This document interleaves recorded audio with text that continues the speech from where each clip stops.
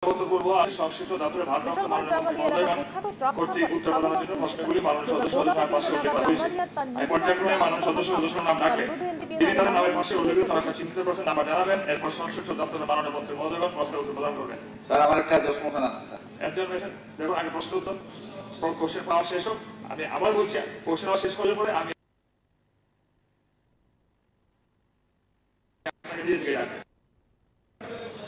ঠিক আছে। এখন আমি দিতে রাখবো আপনাকে। শ্রী রামু দাস মাননীয় স্পিকার বলি স্যার, আমার এফিডেভিট স্টার্ট কোশ্চেন নাম্বার 9।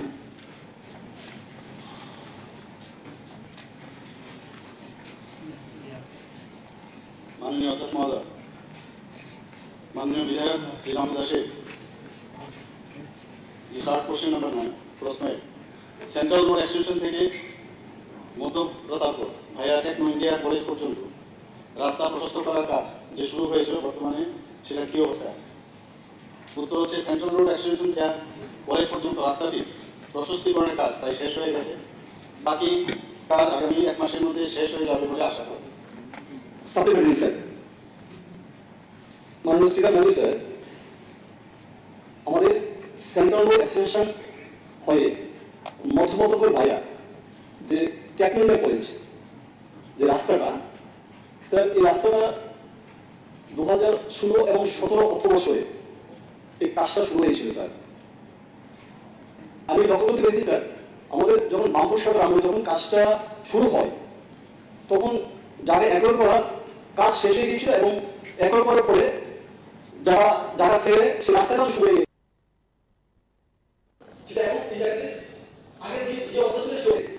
তো মধ্যপ্রদেশ থেকে টেকনিক্যাল কলেজ প্রায় 4 কিলোমিটার, সেটা এখন হয়নি, সেটা এখন এই জায়গাতে আগে যে অবস্থা ছিল সেই অবস্থায় আছে স্যার।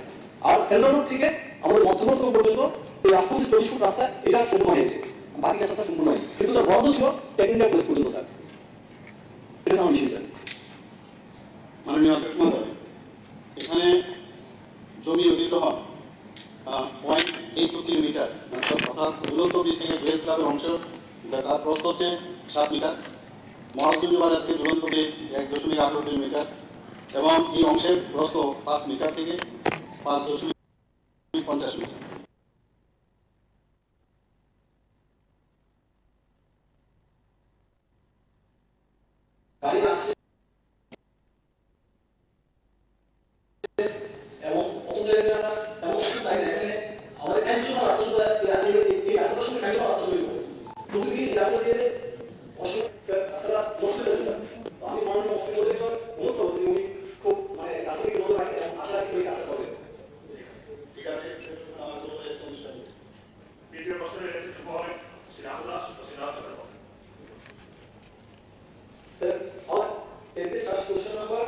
অসংখ্য গাড়ি আছে, কলেজ গাড়ি যাচ্ছে।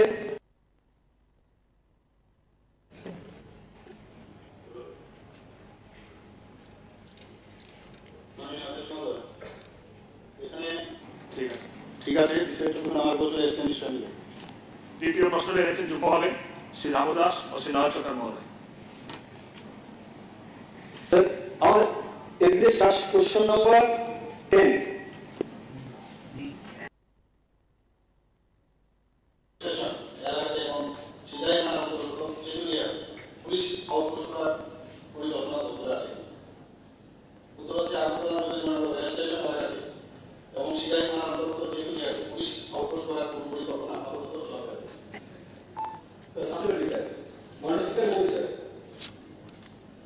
আমাদের জীবন রেজিস্ট্রেশন স্যার, আমরা জানি যে আমাদের আধার রেজিস্ট্রেশন আমাদের মানে রাজধানীর মধ্যে সবচেয়ে বড়, কিন্তু জীবন রেজিস্ট্রেশন স্যার এখানে আমাদের উত্তরা যোগেন্দ্রনগর রেল স্টেশন এলাকাতে এবং সিদাই থানার অন্তর্গত চেচুরিয়া পুলিশ আউটপোস্ট করার পরিকল্পনা দপ্তর আছে কিনা?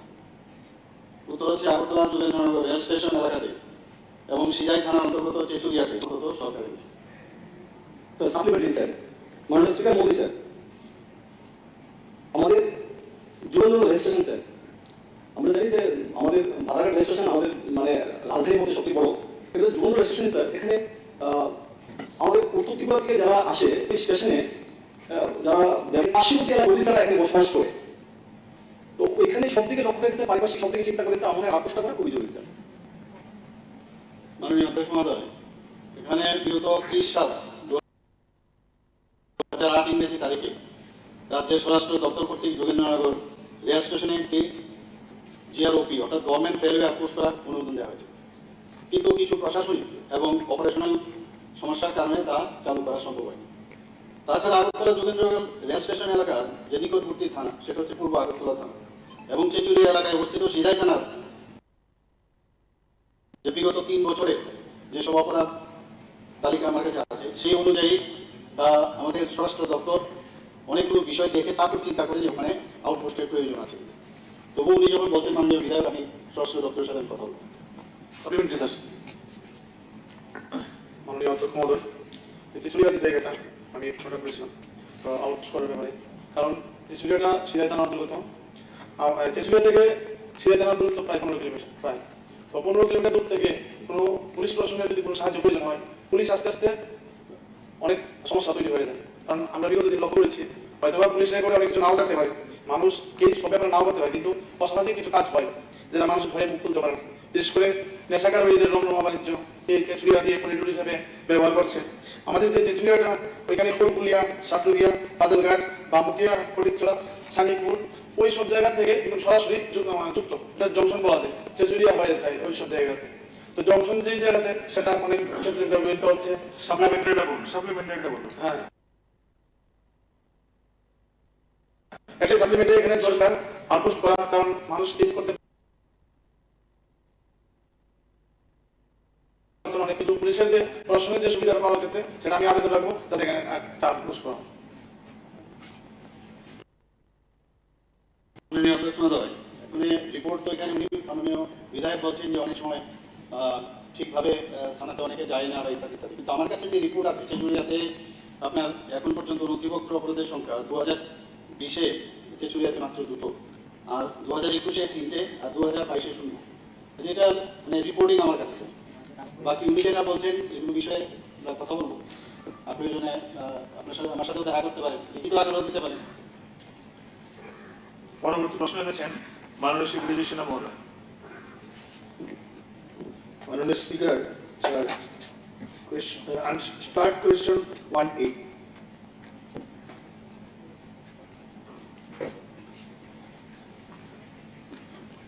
মাননীয় বিধায়ক শ্রী বীরেশ মহোদয়, স্টার্ট কোশ্চেন এটি। এখানে প্রশ্ন রাখা হয়েছে নাম্বার 1, এটা কি সত্যি যে ঊনকোটি জেলার নটিংছড়া চা বাগানটির জমি ন্যাশনাল হাইওয়ে নির্মাণের জন্য অধিগ্রহণ করা হয়েছে? উত্তর হচ্ছে হ্যাঁ সত্য যে ঊনকোটি জেলার নটিংছড়া চা বাগানটির জমি ন্যাশনাল হাইওয়ে নির্মাণের জন্য অধিগ্রহণ করা হয়েছে। প্রশ্ন 2, সত্য হলে জমি অধিগ্রহণ করার জন্য কত টাকা বরাদ্দ হয়েছে এবং কত টাকা ব্যয় হয়েছে? উত্তর, নটিংছড়া চা বাগানটির জমি অধিগ্রহণ করার জন্য মোট 1,19,31,520 টাকা বরাদ্দ হয়েছিল এবং এখন পর্যন্ত 58,28,000। যদিও আমি কোয়েশনের মধ্যে এটা দিয়েছিলাম, কিন্তু যে হারে কোয়েশন এসছে আমার কোয়েশনের মতন আসেনি। যাই হোক, এটার মালিককে, এবং আমি তো জানি যে সানশাইন একটা টি প্রসেসিং কোম্পানি একটা চিট ফান্ড ছিল। এই চিট ফান্ড যখন ভারতবর্ষের বিভিন্ন চিট ফান্ডকে যখন ধরপাকড় শুরু হলো,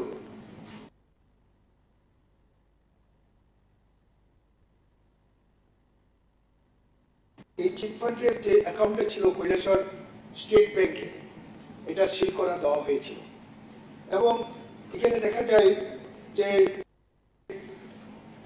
একজন বিধায়ক ভগবান চন্দ্র দাস একটি চিঠি লিখেছেন অ্যাডিশনাল ডিস্ট্রিক্ট ম্যাজিস্ট্রেটকে ঊনকোটি, যে এই অ্যাকাউন্টটি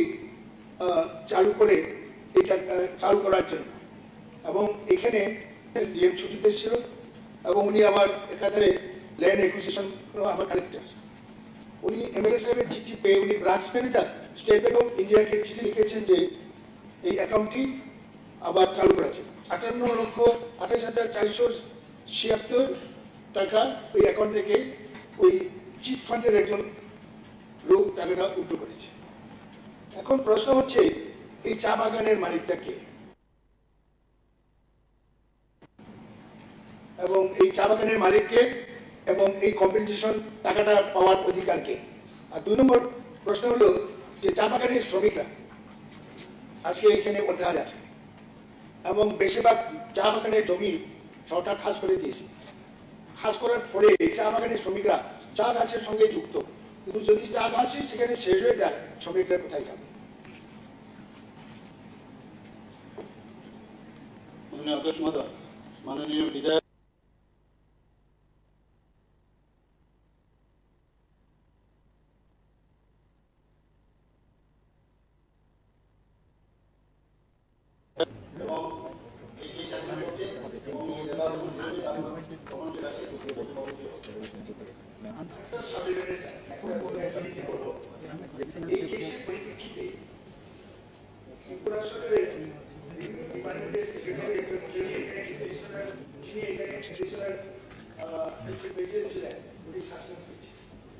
এবং কতটুকু এই ইনকোয়ারি হয়েছে এটা এবং ওই টাকাটা আমার গভর্নমেন্ট ফেরত পাবে।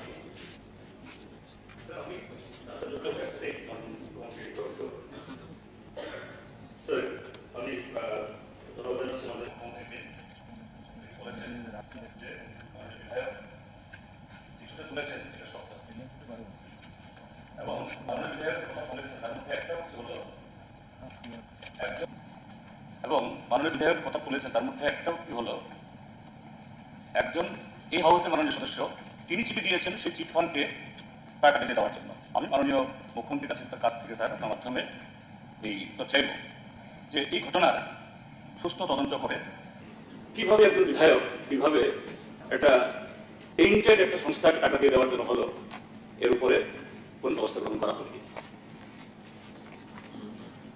বিষয়টা আমি বললাম আপনাকে যে ক্রাইম ব্রাঞ্চে এখন এটা তদন্ত সাপেক্ষ, এবং আপনি যে কথাটা বললেন আমি পুরো এনকোয়ারি করে নিশ্চয়ই আমি সদর দিলাম। পরবর্তী প্রশ্নকর্তা হচ্ছেন শ্রী মনোজ কান্তি দেব মহোদয়। Honorable Speaker, sir, my immediate start question, 31.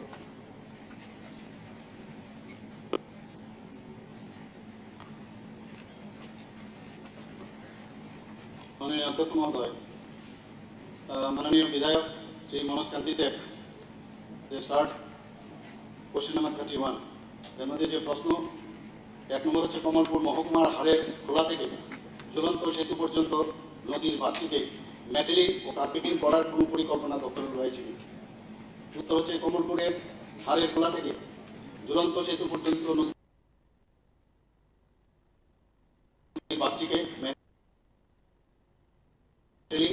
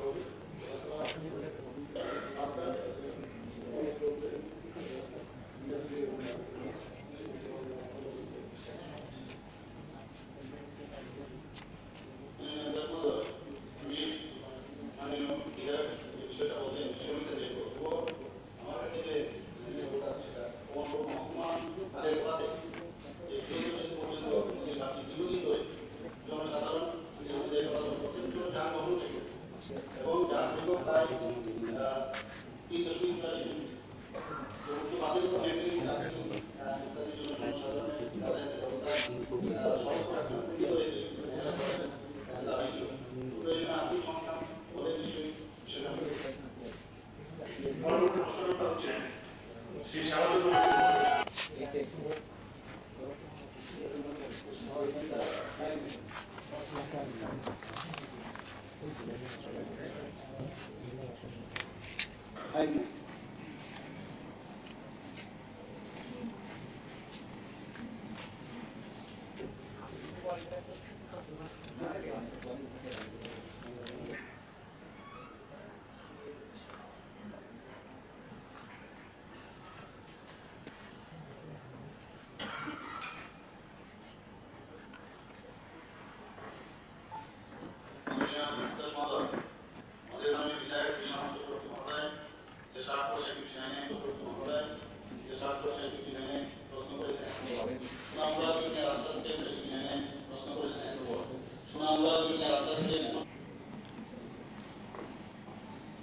মাননীয় অধ্যক্ষ মহোদয়, আমাদের মাননীয় বিধায়ক শ্রী শ্যামল চক্রবর্তী মহোদয় যে 60 তেল খাজলা চৌধুর রাস্তাটি সংস্কার করার কোনো পরিকল্পনা সরকার আছে না। উত্তর হচ্ছে সুনামুড়া বিলুনিয়া রাস্তা থেকে মোহনবু ভায়া বেজিমারা গরুর বান কলমক্ষেত তেল খাজলা চৌধুর রাস্তাটি সংস্কার করার জন্য পরিকল্পনা আছে। প্রশ্ন যদি থাকে তাহলে কবে নাগাদ কাজ শুরু হবে বলে আশা করে। ইতিমধ্যেই রাস্তাটির কাজ শুরু হয়ে গেছে। আর 3 নম্বর প্রশ্ন বলেছেন না থাকলে তার কারণ, যেহেতু উপরোক্ত প্রশ্নের আমি দিয়ে দিয়েছি হিসাবে এই প্রশ্ন আসে। স্যার, এই যে রাস্তাটি, এটার মধ্যে 5টা পঞ্চায়েত 3টা ভিলেজ পড়ছে এবং এখানে 32,000 মানুষের বসবাস। এই রাস্তাটি উত্তর পাশে মধুমতি নদী, তার একটা পঞ্চায়েত বেশিরভাগ মানুষ এই রাস্তাটা দিয়ে ব্লকে যায়, কলেজে যায়, সুনামুড়া আছে, এটাই হলো হাসপাতালের লাইফলাইন। কিন্তু রাস্তাটা যেটা মাননীয় কলেজে দিয়ে শুরু হয়েছিল, এটা জাস্ট এখানে সুনামুড়া বিলুনিয়া রাস্তা, এখান থেকে বেজিমারা পঞ্চায়েতের দিকে এই জায়গাটা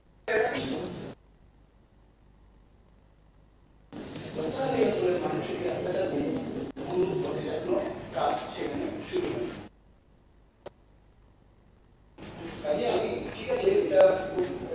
খুব একটু বড় করে মেনটেন্যান্সের দরকার, 32,000 মানুষ চলাচল করে। আমি আপনার মাধ্যমে মাননীয় মন্ত্রীকে বলবো এই কাজটা সব কাজে হতো। আমি একসাথে বলে দিই, যেহেতু আপনি বলেছেন। আর একটু দেরি হলে পরে আমার একটা প্রস্তাব আছে, সেটা হলো যে বেজিপাড়া পঞ্চায়েত থেকে বেজিমারা হাই স্কুল, গোলরুবান হাই স্কুল থেকে কলমক্ষেত হাই স্কুল আর বেলকাজলা এবং বানিয়াছড়ার মধ্যবর্তী জায়গা, এই 3টা জায়গা সবচেয়ে খারাপ। আপাতত যাতে এই 3টা জায়গার কাজ করে দেয় মানুষের চলাচলের সাথে, এইটা যদি মাননীয় অধ্যক্ষ মহোদয়, মাননীয় বিধায়ক যে কথাটা বললেন, আমি তো আগে বলেছি ওই কাজটা যেটা সোনামুড়া বিলুনিয়া রোড টু কলমক্ষেত ভায়া বেজিমারা গুরুবান, এগুলো তো কাজ, ওই রাস্তাটা শুরু হয়েছে। বাকি যে কথাটা বললেন আপনি ফ্রম কালামক্ষেত টু মোহনবু ভায়া তেল খাজলা চন্দ্র, তো এটার এই অংশের মেরামতির কাজের জন্য দরপত্র গৃহীত হয়েছে। দরপত্রের মূল্যায়ন সহ দরপত্রের প্রক্রিয়া দ্রুত সম্পন্ন করে কাজটি শুরু করা যাবে বলে আশা করছি। পরবর্তী প্রশ্নকর্তা শ্রী শামসুল হক মহোদয়। মাননীয় স্পিকার মহোদয়, আমার question number 63।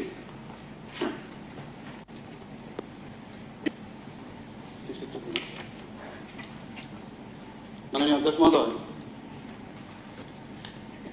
Start question number 63, মাননীয় বিধায়ক শ্রী শামসুল হকের প্রশ্ন হচ্ছে 1 নম্বর, গোমতী নদীর উপর দুর্গাপুর ডুগারা হইতে শ্রীমন্তপুর বিএসএফ ক্যাম্প পর্যন্ত একটি ঝুলন্ত ব্রিজ নির্মাণ করার পরিকল্পনা দপ্তরের আছে কিনা? উত্তর, গোমতী নদীর উপর দুর্গাপুর ডুগারা হইতে শ্রীমন্তপুর বিএসএফ ক্যাম্প পর্যন্ত ঝুলন্ত ব্রিজ নির্মাণ করার কোনো পরিকল্পনা আপাতত দপ্তরের নেই। প্রশ্ন থাকলে কবে নাগাদ কাজ শুরু হবে বলে আশা করা যায়? 2 নম্বর প্রশ্নের উত্তর হচ্ছে উপরোক্ত প্রশ্নের উত্তরের সাপেক্ষে এই প্রশ্ন আসেন। মাননীয় স্পিকার মহোদয়, সাপ্লিমেন্টারি আমার যে প্রস্তাবটা, যে ব্রিজটা, এটার পাশে গোমতীর উত্তর পাড় এবং দক্ষিণ পাড়ে বিএসএফ ক্যাম্প, এটা কোম্পানি হেডকোয়ার্টার। এখানে 3 মিনিটেই নদীর উত্তর পাড়ে আসতে পারে, তাদের বর্ডার ডিউটি থেকে আরম্ভ করে ল অ্যান্ড অর্ডারের বিষয় নিয়ে। কিন্তু এখানে যদি ব্রিজটা না থাকার ফলে গাড়ি দিয়ে আধা ঘন্টা লাগে ওই জায়গায় সেখানে বুঝতে গেলে। এছাড়া এর পাশেই সেখানে আন্তর্জাতিক অর্থাৎ বর্ডার হাট সেখানে হচ্ছে। এই এলাকার মানুষের যোগাযোগের সেখানে আধা ঘন্টার উপরে গাড়ি দিয়ে যেতে হবে, অথচ এখানে আমরা 1.5 কিলোমিটারের মধ্যেই আমরা ওই জায়গায় সেখানে আমরা বুঝতে পারি। এটা যেমন ঠিক তার পাশাপাশি নদীর 2 পাড়ে যে সেখানে কৃষকরা আছে, তাদের ফসল ওইদিকে কৃষকরা এই পারে অর্থাৎ উত্তর পারে সেখানে জমি আছে, আবার উত্তর পারে যারা আছে তাদের জমি আবার দক্ষিণ পারে আছে। এতে গিয়ে ফসল সেখানে তার ঘরে তুলতে গিয়ে প্রায় 8-10 কিলোমিটার সেখানে করতে হয়। এই জিনিসটা অত্যন্ত জরুরি। কাজে আমি আপনার মাধ্যমে আমি মাননীয় মন্ত্রী মহোদয়কে অনুরোধ করব প্রয়োজনে ভিজিট করে এই ব্রিজটা অত্যন্ত গুরুত্বপূর্ণ আন্তর্জাতিক ক্ষেত্রে এবং আমাদের রাজ্যের কৃষকদের স্বার্থে, রাজ্যের জনগণের স্বার্থে এই ব্রিজটি অত্যন্ত জরুরি। কাজে বিষয়টা যাতে যাতে বিবেচনা করেন। ধন্যবাদ।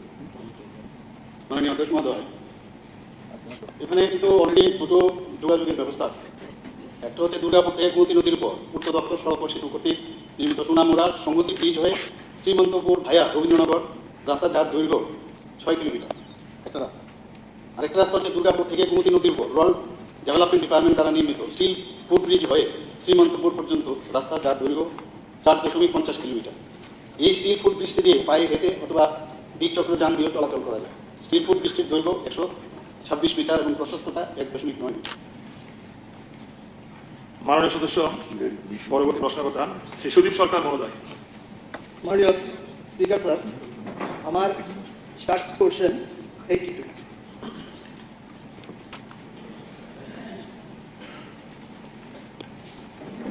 মাননীয় অধ্যক্ষ মহোদয়, মাননীয় বিধায়ক শ্রী সুদীপ সরকার মহোদয়, স্টার্ট কোশ্চেন নাম্বার 82।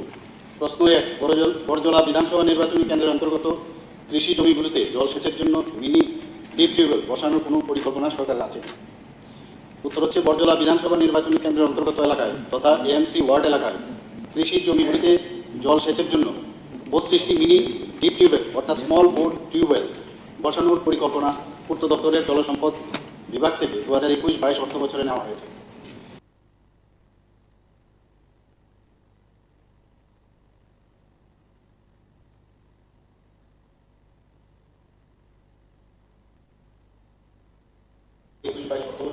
যা অনুমোদন সাপেক্ষ। প্রশ্ন 2, যদি থাকে তবে কবে নাগাদ এই ঘটনা সুস্থ তদন্ত করে কিভাবে একজন বিধায়ক কিভাবে এটা এইটার একটা সংস্থার টাকা দিয়ে দেওয়ার কথা হলো, এর উপরে উপস্থাপন করা হবে। বিষয়টা আমি বললাম আপনাকে যে ক্রাইম ব্রাঞ্চে এটা তদন্ত সাপেক্ষ। আপনি যে কথা বলেন আমি এনকোয়ারি করে বিষয়ে আমি শোনাবো। পরবর্তী প্রশ্নকর্তা হচ্ছে শ্রী মহাসাথী দেব মহোদয়।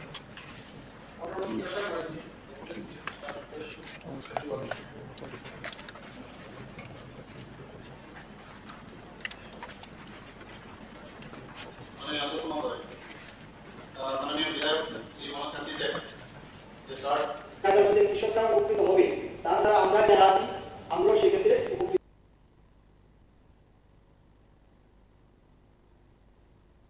তার দ্বারা আমরা যারা আছি আমরাও সেক্ষেত্রে উপকৃত হব বাজারের মাধ্যমে।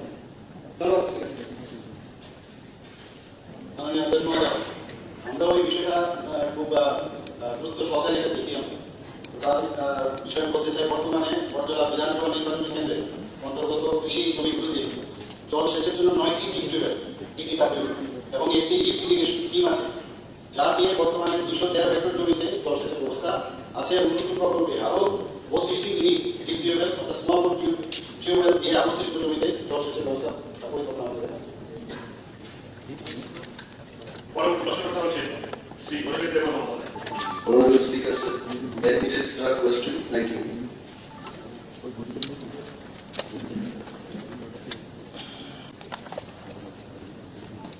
মাননীয় অধ্যক্ষ মহোদয়, কোশ্চেন নাম্বার 91। প্রশ্নে, রাজ্যের কৃষির উপরে জমিতে আরো বেশি পরিমাণ সেচের আওতায় আনার জন্য গ্রাউন্ড ওয়াটার পরিকল্পনা না করে বৃষ্টির জল ধরে রাখার রাজ্য সরকারের তরফ থেকে বিশেষ কোনো কর্মসূচি গ্রহণ করা হয়েছে? হচ্ছে, রাজ্যের কৃষিযোগ্য জমিতে আরো বেশি পরিমাণ সেচের আওতায় আনার জন্য গ্রাউন্ড ওয়াটার নির্ভর না করে বৃষ্টির জল যাতে ধরে রাখা যায় তার জন্য পূর্ত দপ্তরের জলসম্পদ বিভাগে মোট 14টি রেইন ওয়াটার হারভেস্টিং স্ট্রাকচারের কাজ চলছে। এছাড়াও বৃষ্টির জল ধরে রাখার জন্য 18টি মাইনর ইরিগেশন স্টোরেজ স্কিম অর্থাৎ রেইন ওয়াটার হারভেস্টিং স্ট্রাকচার এবং সার্টিফিকেট তৈরি করা হচ্ছে। Supplementary, sir. Why I brought this question in? কিছু কিছু জিনিস আছে যেগুলো মন দিয়ে যদি আমরা কাজ করি, we can finish in one go on in one lane.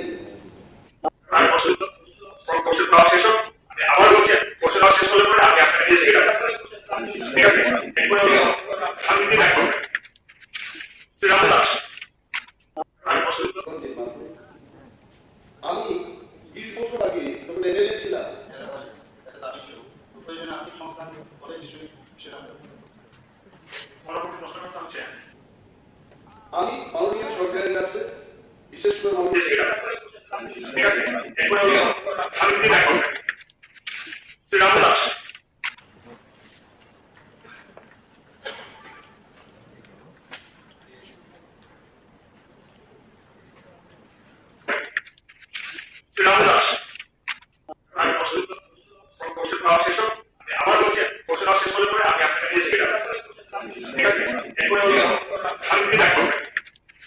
জমিকে 10,000 আওতায় আনা হবে কিনা এই দাবিটা রাখতে। মাননীয় মুখ্যমন্ত্রী আমাদের মাননীয় বিরোধী দল নেতা পরিবেশ দপ্তরে সদস্যতা দেখেছেন। আমরাও চাই যে সমস্ত দেশের যারা এই দল শেষের আওতায় করে তোলা এই মেলা গরুর বান বঙ্কের তেল খাসা সুন্দর রাস্তাটি সংস্কার করার জন্য পরিকল্পনা আছে। তথ্য যদি থাকে তাহলে পরে আমার কাজ শুরু হবে আশা করি। ইতিমধ্যে রাস্তাটি কাজ করে গেছে। আর 3 নম্বর প্রশ্নের নাম থাকলে টাকা যেহেতু প্রশ্নের আমি দিয়ে দিয়েছি হিসাবে এই যে রাস্তাটি এটার মধ্যে 5টা পঞ্চায়েত ইন্টার দিয়েছে এবং এখানে 25 সালে মানুষের বসবাস। এই রাস্তাটি উত্তর পাশে তার মধ্যে বিজ্ঞান কিছু আছে মহল্লা এলাকা এই অঞ্চলের মানুষ এই রাস্তাটা নিয়ে মহল্লা ব্লকে যায়। বেশিরভাগ রাস্তাটা মহল্লা ব্লকে আর একটা পঞ্চায়েত কাটালে এটা বেশিরভাগ মানুষ এই রাস্তাটা দিয়ে ব্লকে যায়, কলেজে যায়, সুনাম রাস্তা এটাই হলো অনেকটা তাদের লাইফ লাইন। কিন্তু রাস্তাটা যেটা মাননীয় মন্ত্রী বলেছেন যে শুরু হয়েছে এটা কাজ যেখানে কত বললেন আপনি? 114। নাকি এখানে তো আছে 100। আমার 3টা প্রশ্ন এসছে, এর মধ্যে আমি একটা সিলেক্ট করছি। না না না, 3টা প্রশ্নের মধ্যে আসে তো এরপর আসছে 12 নম্বর যুব হবে আপনি এবং চিরঞ্জিত বর্মা মহোদয় সহ। আচ্ছা এরপর না না, ও না আমার টোটাল 3টা আছে। হ্যাঁ আচ্ছা আপনি অনেক এক্স্যাক্টলি আসছে বলুন। বিভিন্ন জায়গাতে 100। মাননীয় অধ্যক্ষ, মাননীয় কল্যাণী রায় মহোদয়া যেটা প্রশ্ন রেখেছেন তেলিয়ামুড়াতে ইনডোর কোনো স্টেডিয়াম হবে কিনা। বর্তমানে আমাদের ত্রিপুরাতে 6টা স্থানীয় ইনডোর স্টেডিয়াম রয়েছে। আমরা এই ফাইন্যান্সিয়াল ইয়ারে অর্থাৎ 23-24-এ আরও 8টা আমরা রেখেছি, কিন্তু তেলিয়ামুড়া সেখানে নেই। কিন্তু আমরা কোয়াইতে একটা বড় ইনডোর হল করার প্রস্তাব রয়েছে। বাকি যেখানে Sonamura, Krishnatari, Gomati, Santirbazar, Officetilla high school complex Khowai, old fire brigade complex Amarpur, Fatikroy, Uttar Tripura জেলায় এগুলো রয়েছে, কিন্তু আপাতত কোয়াইতে আমরা ইনডোর হল রাখিনি।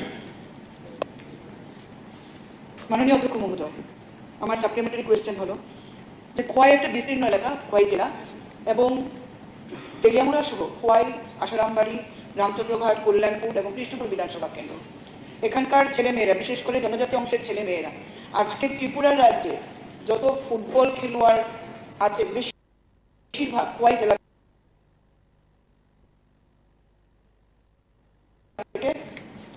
আছে। বিভিন্ন খেলাধুলায় খোয়াই জেলার মান অত্যন্ত উন্নত, কিন্তু এবং ইনডোর যে খেলাগুলি রয়েছে সেখানেও আমরা দেখছি যে খোয়াই জেলা থেকে রিপ্রেজেন্টেটিভ অনেক বেশি। কিন্তু এখানে আধুনিক ইনডোর স্টেডিয়াম অত্যন্ত প্রয়োজন, চাহিদা রয়েছে, কিন্তু আমরা সেই পরিকাঠামো নেই বলে আমাদের রাজ্যে বিশেষ করে খোয়াই জেলার যে ছেলে মেয়েরা, আপনার সাপ্লিমেন্টারিটা বলুন প্লিজ। এটাই সেজন্য আমি বলছি যে আমার তেলিয়ামুড়া যেহেতু এই 6টি বিধানসভা কেন্দ্রের মূল তেলিয়ামুড়ার এই ইনডোর স্টেডিয়ামের গুরুত্ব অনুধাবন করে মাননীয় মন্ত্রীর কাছে আমার অনুরোধ থাকবে যে যথাসম্ভব যত শীঘ্রই তেলিয়ামুড়াতে একটি ইনডোর স্টেডিয়াম করা। আমরা দেখবো আমাদের দপ্তর থেকে স্যাম্পল যদি ল্যান্ড পাওয়া যায় আর প্রপার আমাদের ফাইন্যান্সিয়াল ব্যবস্থা যদি থাকে তাহলে আমরা এটাকে নিয়ে আসবো, করার চেষ্টা করবো। মাননীয় সদস্য শ্রী কিশোর বর্মন মহোদয়। মাননীয় অধ্যক্ষ মহোদয়, আমার admitted question number 1।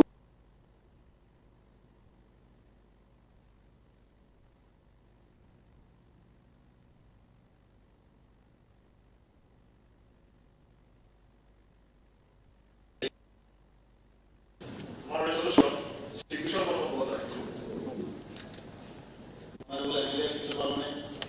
Start question number 1 প্রথমে স্টার্ট কোশ্চেন নাম্বার 108।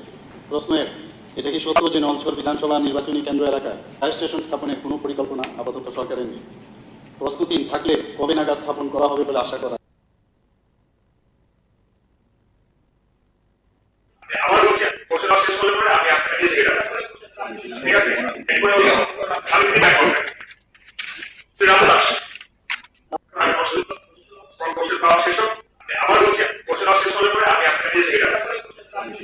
বলে সংস্থান হলে বিজ্ঞান ভিত্তিক পর্যালোচনার মাধ্যমে দপ্তর নলছড় বিধানসভা এলাকায় ফায়ার স্টেশন স্থাপনের বিষয়টি বিবেচনা করবে। সাপ্লিমেন্টারি স্যার, স্যার আমার নলছড় বিধানসভা এলাকায় ফায়ার স্টেশন দুটো দিক থেকে আসে।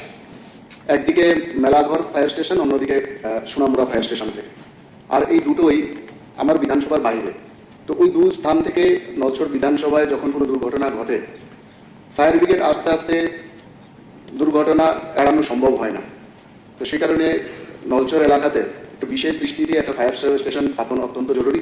এ বিষয়ে আপনার মাধ্যমে মাননীয় মন্ত্রীর দৃষ্টি আকর্ষণ করছে।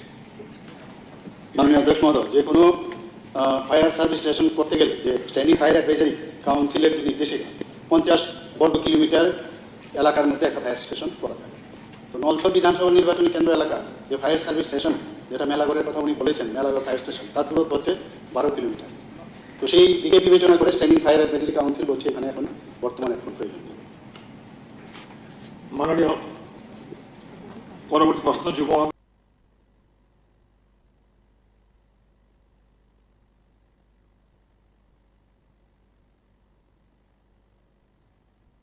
মাননীয় সদস্য। মাননীয় অধ্যক্ষ মহোদয়, আমার প্রশ্ন বড়মুড়া তথা উদুনা হাটাইকোট কোয়েশ্চেন নাম্বার 113। মাননীয় অধ্যক্ষ মহোদয়, প্রশ্ন 1 হচ্ছে বড়মুড়া তথা উদুনা হাটাইকোট ইকো পার্টি এবং ছবিমুড়া পর্যটকের নিরাপত্তার লক্ষ্যে একটি করে পুলিশ ফাঁড়ি বসানো হবে কিনা? উত্তর হচ্ছে বড়মুড়া তথা উদুনা হাটাইকোট ইকো পার্টি এবং ছবিমুড়ায় পর্যটকদের নিরাপত্তার লক্ষ্যে একটি করে পুলিশ ফাঁড়ি বসানোর কোনো পরিকল্পনা আপাতত সরকারের নেই। প্রশ্ন হলে কবে নাগাদ বসানো হবে বলে আশা করা যায়? উত্তর 1 নম্বর প্রশ্নের উত্তরের পরিপ্রেক্ষিতে এই প্রশ্নে প্রযোজ্য নয়। প্রশ্ন 3, না হলে তার কারণ। কোনো এলাকায় পুলিশ ফাঁড়ি স্থাপন করার ক্ষেত্রে ওই এলাকার অপরাধের পরিসংখ্যান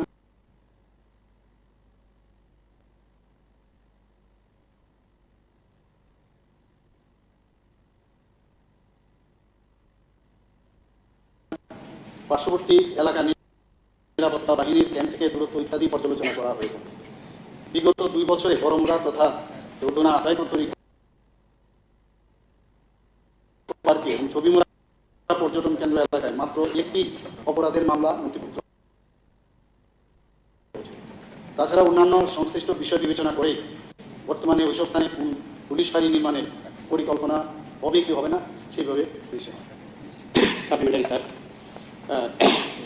বিশেষ করে ছবিমুড়া মানে টুরিজম স্থানগুলি, ওই স্থানগুলিতে যে পরিমাণ পর্যটকরা সেখানে আসা যাওয়া করে, বিশেষ করে আমাদের এই সরকার আসার পরে টুরিজম রাত্র যাপন করবে এবং প্রাকৃতিক যে সৌন্দর্য সেটা তারা উপভোগ করবে। সেই কারণে এই বিষয়টাকে বিশেষভাবে পর্যটকদের নিরাপত্তা দিক দেখে এবং তাদের সুব্যবস্থার জন্য সেখানে পর্যটন ব্যবস্থা করাটা টুরিজম দপ্তরের জন্য সেটা সহায়ক হবে বলে আমি মনে করি। তাই আপনার মাধ্যমে মাননীয় দপ্তরের মন্ত্রী মহাশয়কে অনুরোধ, পর্যাপ্ত পরিমাণে সেখানে রাত্র সেখানে সিকিউরিটি ব্যবস্থা করা যাতে পারে।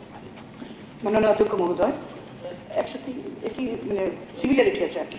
মাননীয় অধ্যক্ষ মহোদয়, আমাদের বড়মুড়া হাটাইকোট ইকো পার্কে ট্যুরিজম ডিপার্টমেন্ট থেকে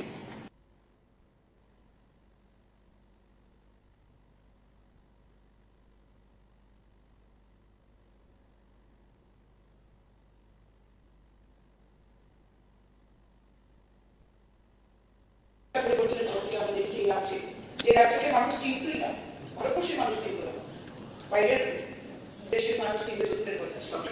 তো সেই জায়গায় পুলিশরা আজকে ত্রিপুরাতে আসতে চাইছে, কিন্তু তাদের কনফিডেন্স এই যে বড়মুড়া একটা পাহাড়, সেই পাহাড়ে গিয়ে সেখানকার জঙ্গলে থাকবে, প্রাকৃতিক সৌন্দর্য উপভোগ করবে, ট্রেডিশনাল ফুড নেবে।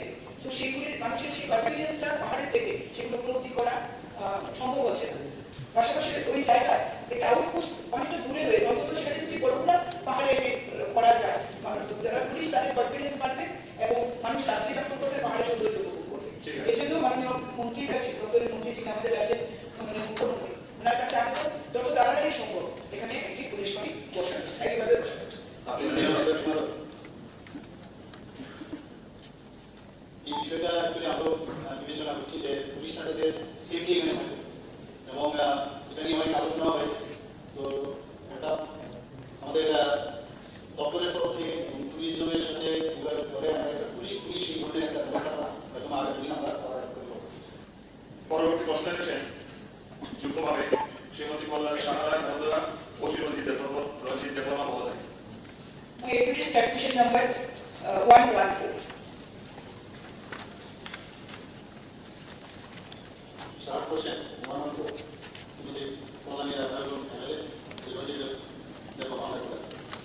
প্রশ্নে বর্তমান অর্থবছরে তেলিয়ামুড়া মহকুমার বিভিন্ন জনবসতি সংরক্ষণ এলাকাতে প্রবাহিত কয়েকটি বা আনন্দে জল সম্পদ দপ্তর থেকে কোনো পদক্ষেপ নেওয়া হয়েছে।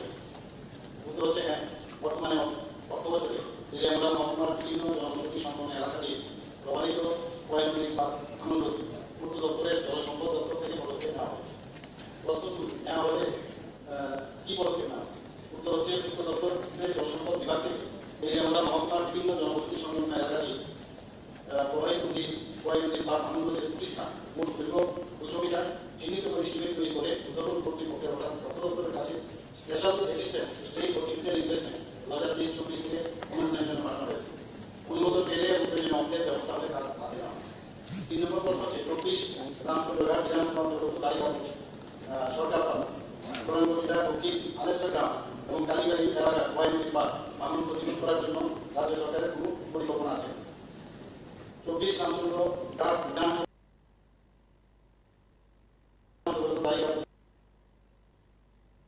সরকার দ্বারা প্রধানমন্ত্রীরা উকিল আলেকসা গ্রাম এবং কালীবাড়ি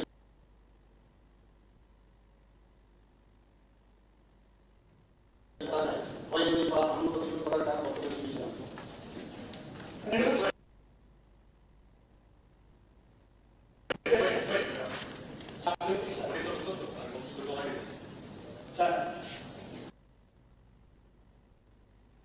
যে রামচন্দ্রগড় বিধানসভা তালিকাভুক্ত এবং রামগড় জেলা এবং গ্রাম এবং কালীবাড়ি ওটা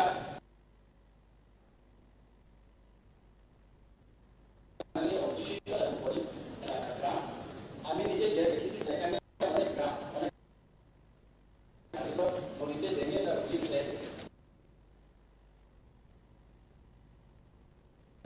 তার জন্য যদি দ্রুত সেখানে বছরে সেখানে যদি পার ভাঙন প্রতিরোধ করার কাজ দপ্তরের বিবেচনা। সাপ্লিমেন্টারি স্যার উনি তো নতুন তো আগে ওষুধ তো লাগিয়ে স্যার যে রামচন্দ্রগড় বিধানসভা যে তালিকাপুর এবং রামগড় জেলা এবং আলোকসার গ্রাম এবং কালীবাড়ি ওইটা তো যদি দ্রুত বছরে সেখানে যদি নদী ভাঙনটা প্রতিরোধ করার জন্য যদি জরুরি ভিত্তিতে সেখানকার ব্যবস্থা না হয় তাহলে ওই গরিব পরিবারগুলি তাদের বাড়িঘর নদীতে বিলীন হয়ে যাওয়ার পর থেকে তারা বেঁচে যাবে এবং তাদের আর্থিক রোধের জন্য আমি চেষ্টা চালিয়ে যাচ্ছি এবং প্রত্যেকবার বিভিন্নভাবে এস্টিমেট করা হয়। তেলিয়ামুড়া বাজার এবং নেতাজি নগর এই দুটো জায়গাটা আমরা রক্ষা করতে পেরেছি আমাদের সরকারের সময়, কিন্তু দশমী ঘাট এলাকা, তেলিয়ামুড়া ত্রিশাবাড়ি এবং মোহরছড়া এলাকা এবং মধ্য থেকে নেওয়া হয়নি এবং বাজে অবস্থা। প্রধানমন্ত্রী আবাস যোজনা তাদেরকে ঘর দেওয়া হয়েছে।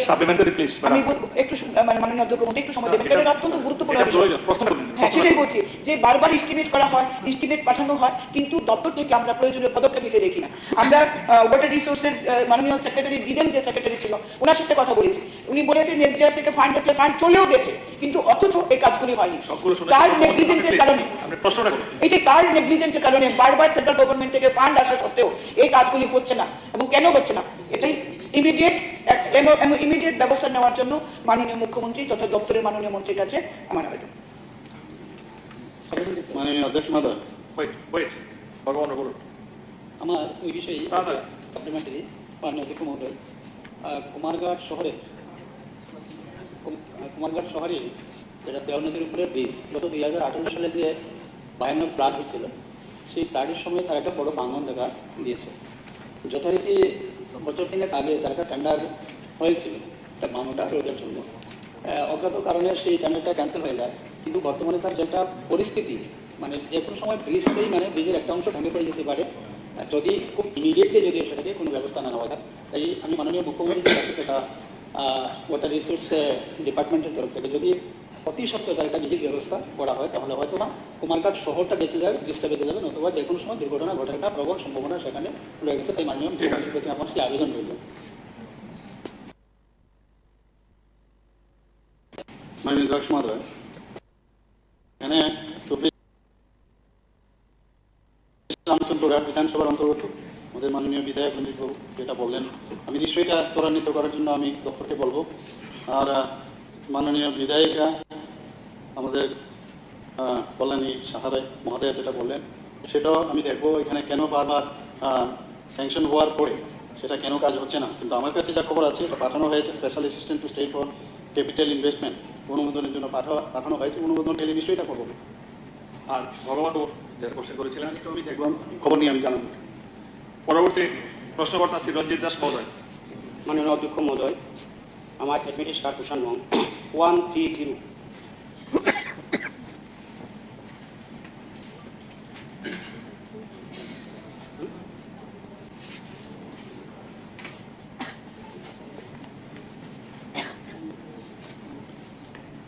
মাননীয় অধ্যক্ষ মহোদয়, চার্ট কোশ্চেন নাম্বার 130, প্রশ্ন অমরপুর উদয়পুর সড়কটি 4 লেন করার কোনো পরিকল্পনা দপ্তরের আছে কিনা? উত্তর হচ্ছে অমরপুর উদয়পুর সড়কটি 4 লেন করার কোনো পরিকল্পনা আপাতত নেই। ইহা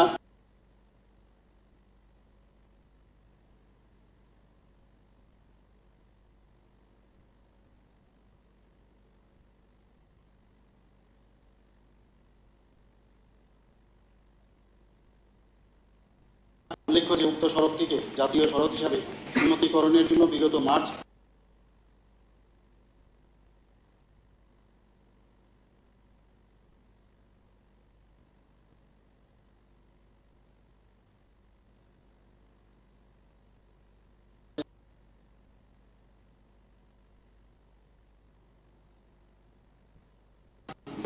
ইংরেজি সনে ভারত সরকারের সড়ক পরিবহন ও রাজমার্গ মন্ত্রণালয় কর্তৃক নীতিগতভাবে অনুমোদন প্রদান করা হয়েছে।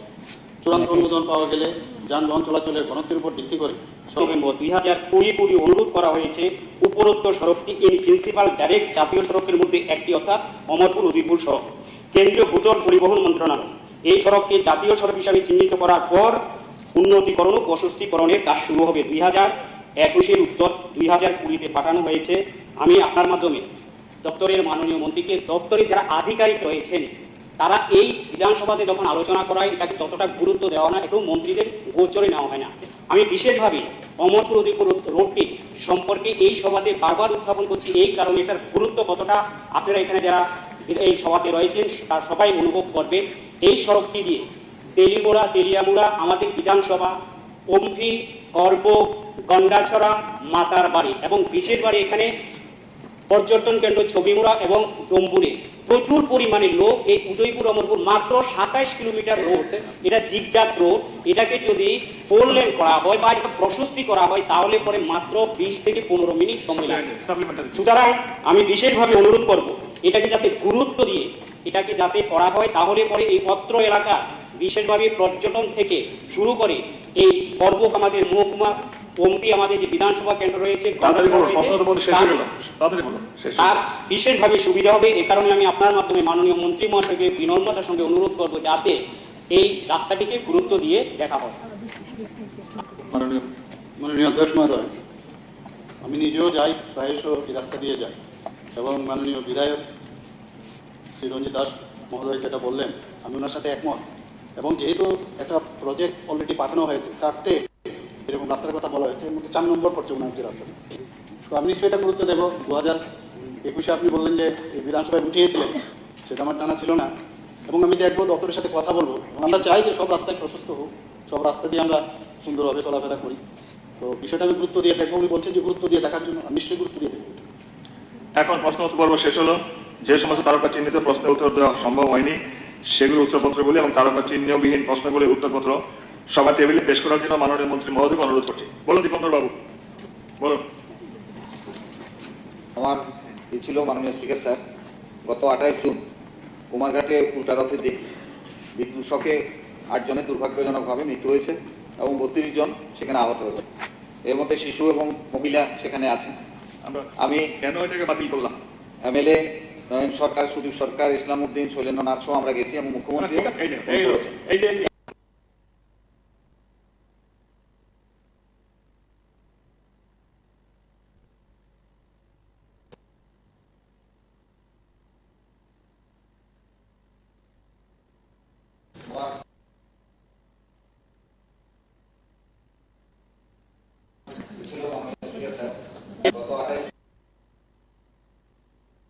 আপনার একটা অনুষ্ঠানটা, তাই তো? কেন আমি শুনুন, এবার কেন বাতিল করেছি শুনুন। এক পেশেন্স প্লিজ। দেখুন Dipankar, budget is the most important এবং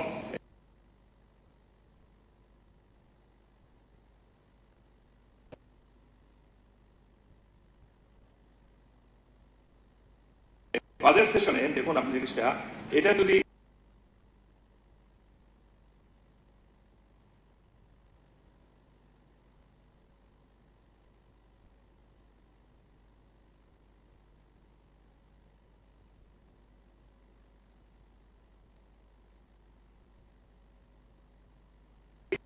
আপনারা এম্পল টাইম পাবেন বাজেটের, যখন আপনারা আলোচনা আনবেন এই যে কার্ড পোষণ কিংবা, তখন আপনারা বলতে পারবেন স্বরাষ্ট্র দপ্তরে কোনো ত্রুটি আছে কিনা, বিদ্যুৎ দপ্তরে কোথাও সমস্যা আছে কিনা, এনাফ টাইম পাবেন।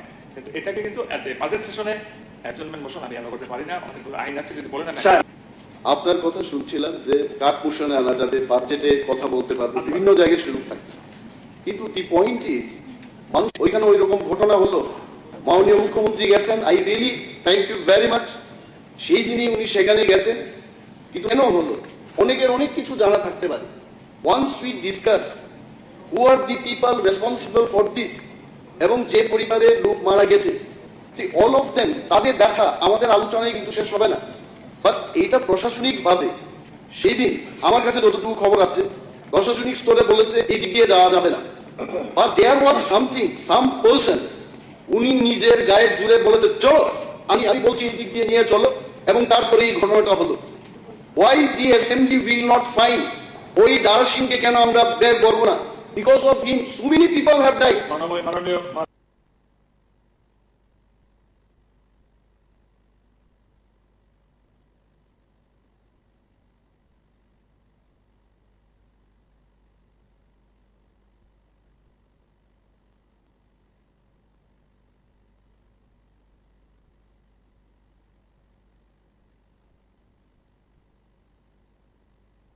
আমিও মারা যেতাম যদি সেই দিন আমি যেতাম ওই স্পটে, মুখ্যমন্ত্রীও মারা যেতে পারতেন সেই ঘটনায়। Why can't we discuss about this? My intention ওই দারা সিংকে বের করতে হবে, যার কারণে এই ঘটনাটা হলো।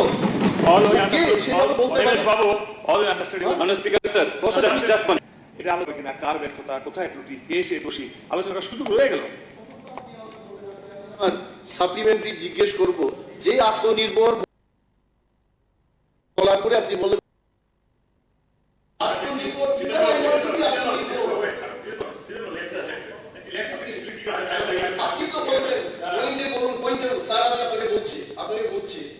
মাননীয় পরিষদীয় মন্ত্রী যখন বিরোধী দলের নেতা ছিলেন, আমি ওনার আন্ডারে সাধারণ টেবিলে ছিলাম, কার্ড পোষণের দুনিয়ার কথা বলতে পারতাম, যারা কার্ড পোষণ জমা দেয়নি ওনারাও কার্ড পোষণে অংশগ্রহণ করতে পারতেন।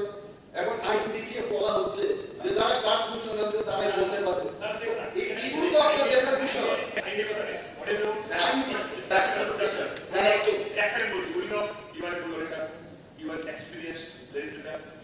Just now, I get up and you are astronomers. আপনি বলেছেন যে কাজ করতে কোনটা আপনি আপনি না করবে কে করবে। আপনার পরামর্শ আলোচনা হচ্ছে স্যার, আপনি বলেছেন ঠিকই যে আপনার জেনারেল ইন্সপেকশনে আমাদের করতে হবে। But this issue is not only when we say yes, equally on human ground. We also need to appreciate that on the same day, Honorable Chief Minister asked the spot, yes, visited all the victims. কিন্তু ঠিক আছে, এর মধ্যে কি এত বড় একটা ঘটনা, একদিক থেকে হলো হিউম্যান লাইফ গেল, এতগুলো লোক ফর লাইফ, অনেকেই তাদের নানা ধরনের কম্পিটিশন থাকবে। তার সাথে হলো এই জাতীয় ঘটনা শুধু কুমারঘাটে না, তার আগে মেলা করে উদয়পুরে হলো, কিন্তু তারপর ঘটনাগুলি হলো হিসেবে মাননীয় বিরোধী বলেছেন। How come this kind of thing, যে এরকম ঘটনা ঘটলো, তাহলে সেই জায়গায় সেই অন হিউম্যানিটেরিয়ান গ্রাউন্ড অত্যন্ত ইম্পর্টেন্ট। উই অলসো অ্যাডমিট এবং আমরা অ্যাপ্রিশিয়েট রাষ্ট্রদের ঠিক আছে, কিন্তু এর মধ্যে দিয়ে এত বড় একটা ঘটনা, এতগুলো লোক ফর লাইফ, অনেকেরই তাদের নানা ধরনের, তার আগে মেলা কথা বলেছেন। How come this kind of thing, যে এরকম ঘটনা ঘটলো, ঠিক আছে, তাহলে সেই জায়গায় আমাদের স্পেসিফিক ডিমান্ড, এটা বাজেটটা আসলে আপনি বলবেন না, এই বাজেটের সাথে সম্পর্কিত না, যে এই ঘটনায় যে একটা সিটিং হাইকোর্টের জাজকে দিয়ে তদন্ত করা হবে কিনা, আর যে সমস্ত ফ্যামিলি থেকে মারা গেছে অন্তত একটা গভর্নমেন্ট জব প্রত্যেকটা ফ্যামিলিতে, আর যারা ভিকটিম, হ্যাঁ সরকার নিয়েছে চিকিৎসার জন্য, আরো উন্নত চিকিৎসা রাজ্যের মানুষকে আশ্বস্ত করুন। উদ্বেগের সাথে সারা ত্রিপুরা রাজ্যের মানুষ এই ঘটনা লক্ষ্য করছে। ঠিক আছে, মাননীয় leader of the house, chief minister, please তিনি যেন এই হাউসকে সেভাবে আশ্বস্ত করেন, ত্রিপুরার জনগণকে আশ্বস্ত করেন। স্যার উল্লেখ করেছেন একদম পরিষ্কার, যেটা বলেছে এটা বাজেট সারা রাজ্যের যত মানুষ আছে সবার জন্য। On the day allotted under sub rule 1, no other business, please আমি আপনাকে বলছি, এই 3টা বই পড়ে আসা উচিত। এই 3টা বই ব্যাগে ব্যাগে দিয়ে দিয়েছে। হ্যাঁ, এটা এই জন্যই তো ছাড়ুন না। আমি স্যার আমি এটা পড়ে এসে ওদিকে আমার তাকাতে না হয়, বলছে তাকিয়েও বলো না। এখানে পরিষ্কার কথা, ওই বিরোধী দলনেতা যে প্রশ্ন করেছে, ইট ইজ ইম্পর্টেন্ট, কি দারা সিংকে খুঁজে বের করতে হবে। Already chief minister visited the places and declare then there DM পর্যায়ে তদন্তের নির্দেশ দিয়েছেন। এটার উপর ভরসা রাখি আমরা। ডিএম পর্যায়ে তদন্তের পরে যদি দেখা যায় এটাও কিছু হচ্ছে না, দেন যদি দাবি করে আমার তো দারা সিংকে খুঁজে বার করার জন্য তদন্তের নির্দেশ। ঠিক আছে না, ওকে, আমি জানি না, উনি বলছে দারা সিং তারা বলে কুস্তি মনে হচ্ছে আর কি। আচ্ছা আরে ভাই ঠিক আছে, আমি কথা বলিনি, সবাই সমস্ত আপনি গড, আপনি গড একটা লোক এলো সকলে হতো। এই কিন্তু যখন আমরা এরকম শুরু হবে, ওই বাজেটের কিন্তু ডিসকাশনটা কিন্তু এই জিনিসগুলি শুরু করে বলুক না ভাই। মাননীয় বিরোধী তাই বলছি, তদন্তের উপরে ভরসা রাখুন। চিফ মিনিস্টার ডিক্লেয়ার করেছে, যদি না হয়তো করবে। এই যে আপনার সবগুলি বিধানসভা আনতে হবে, ডাইরেক্ট গিয়ে দেখা করুন, আলোচনা করবেন।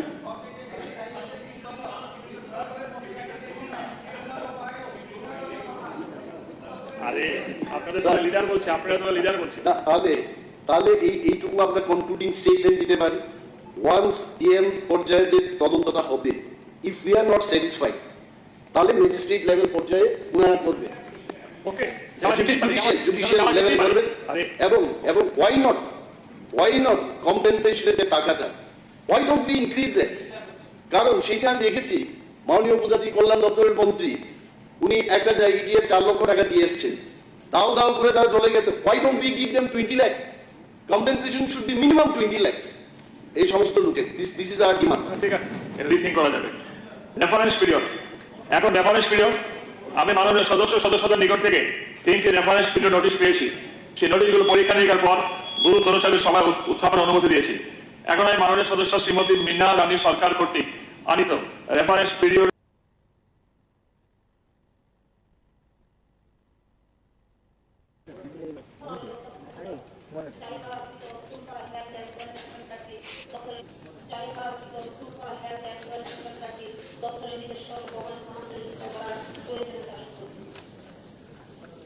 আমি ছাত্র পরিবারের দপ্তরের ভারপ্রাপ্ত মাননীয় মুখ্যমন্ত্রীকে এই বিষয়ের উপর বিবৃতি প্রদানের জন্য অনুরোধ করছি। যদি তিনি আর বিবৃতি প্রদান পান, তাহলে পরবর্তী তারিখ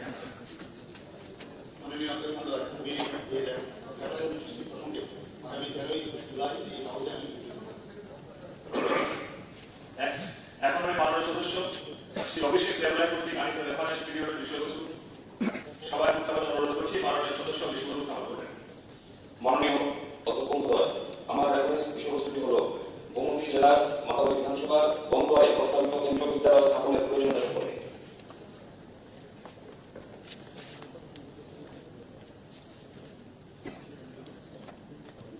আমি শিক্ষা দপ্তরের ভারপ্রাপ্ত মাননীয় মুখ্যমন্ত্রীকে এই বিষয়ের উপর বিবৃতি প্রদানের জন্য অনুরোধ করছি।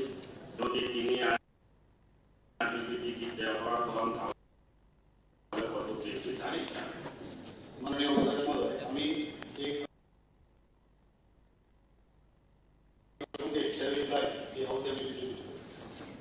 পিরিয়ডের বিষয়বস্তু সভায় উত্থাপনের জন্য অনুরোধ করছি।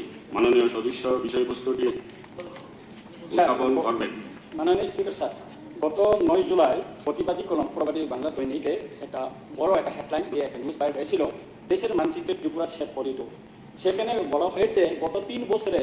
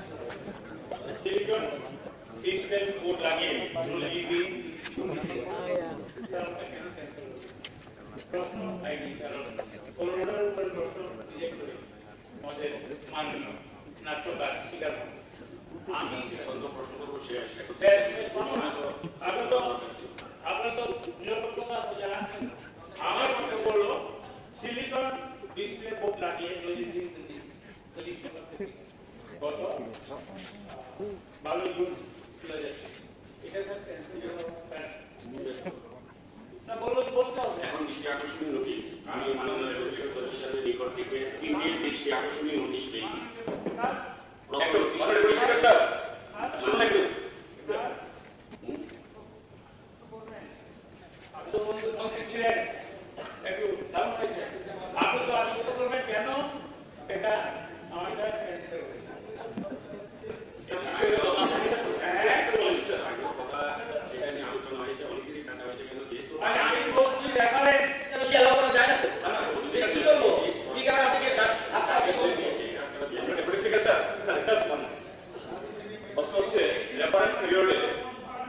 আমাদের গ্রুপ থেকে দিলাম না এটা করতে পারেন না। Democratic system all party representing the house, ঠিক আছে, দিতে পাবেন। সবাই সদস্য দল থাকবে না, সব দলকে আলাদা করতে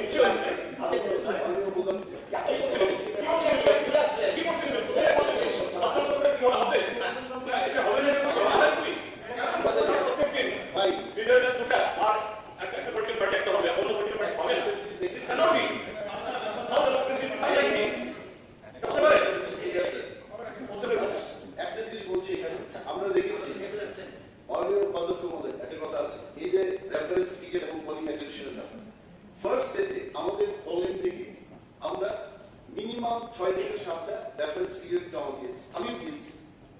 এর দেখা গেল this house is for the opposition, you have to allow the opposition to raise the point.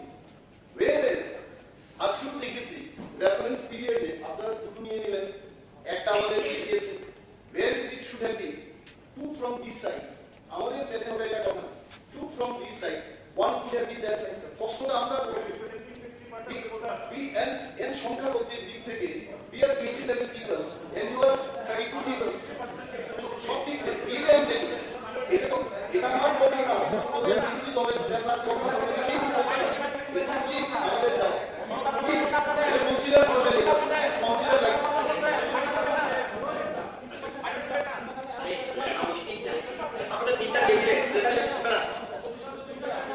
এই কনভেনশনটা এখানে পরিষ্কার স্পিকার এখানে কিন্তু পলিটিক্যাল পার্টি কথা বলে না, ওখানে কিন্তু সিদ্ধান্ত নেয়, গুরুত্ব বোঝে, স্পিকার দেখে কোন জিনিসটা সেই জিনিসটা গুরুত্ব দিয়ে ওনার দৃষ্টিতে র্যাঙ্ক বের করবে, এটা র্যাঙ্ক বের করবে, ঠিক আছে। এটা এই যে 10 মিনিট দেরি করলাম, 10 মিনিট দেরি করলাম, ওই যে কমে যাচ্ছে।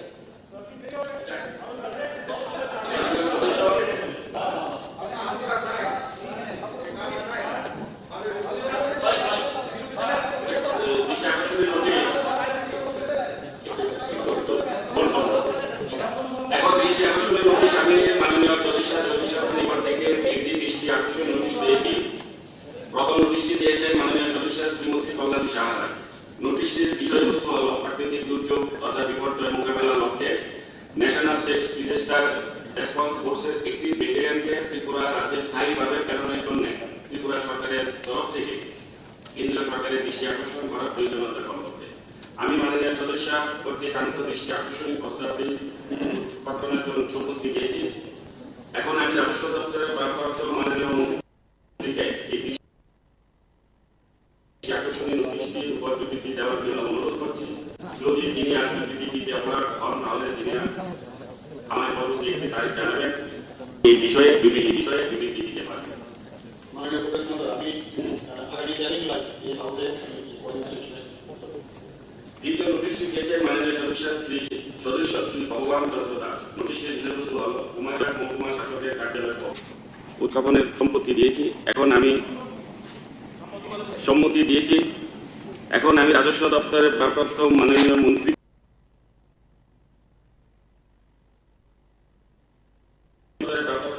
মন্ত্রীকে এই দৃষ্টি আকর্ষণীয় নোটিশটির উপর বিবৃতি দেওয়ার জন্য অনুরোধ করছি।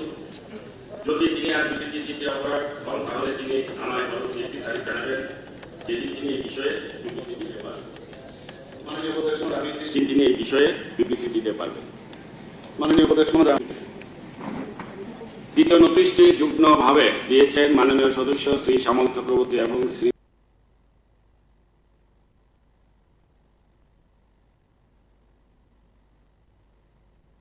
ইসলামউদ্দিন।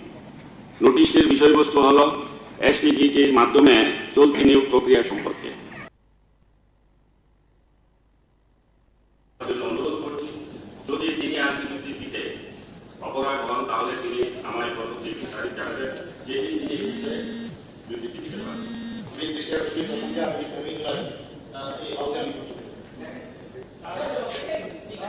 দেখো আগেকার দেশ থেকে খুব ইন্টারেস্টিং যে চাকরি করতো সিপিএম ছোট দ্বারা এই যে নবদের স্কুল পাই এটা কিন্তু আরে আরে ইম্পর্টেন্ট আরে এটা বলছো আরে এটা কিন্তু আরে ভাই ইম্পর্টেন্ট আরে এটা বলছ আরে বিরোধী দলের তো আপনার সাথে আমিও যাবো দরকার হলে ইন ফিউচার জানো এখন স্পিকারকে আমি এত ছোট একটা ঠিক ধন্যবাদ জানাচ্ছি।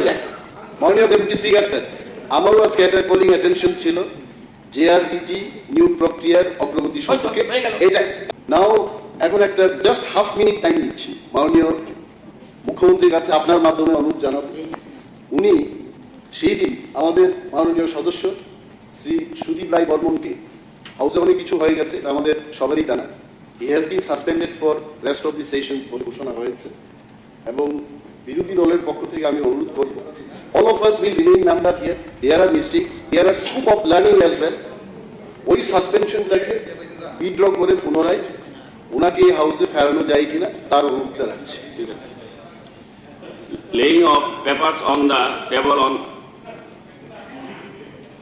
যে প্রস্তাব রেখেছেন আমি বলবো honourable chief minister with the magnanimity একটা ঘটনা হয়েছে আজকে এটা যাতে করে সেটাকে উদ্র করার জন্য প্রিন্সিপাল যে দুদিন আছে এই দুটা দিন যাতে উনি অংশগ্রহণ করার সুযোগ পান। একজন সিনিয়র মোস্ট মেম্বার একটা সময়তে অপোজিশন লিডার ছিলেন, কাজে মাননীয় মুখ্যমন্ত্রী নিশ্চয়ই বিবেচনা করেন এটাকে উদ্র করার জন্য প্রিন্সিপাল যে দুদিন আছে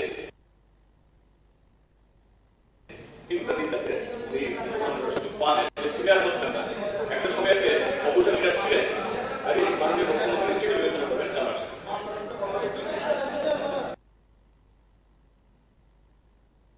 গল্প আর আমাদের স্পিকারের গল্প শুনতে শুনতে কান বন্ধ হয়ে যেত যখন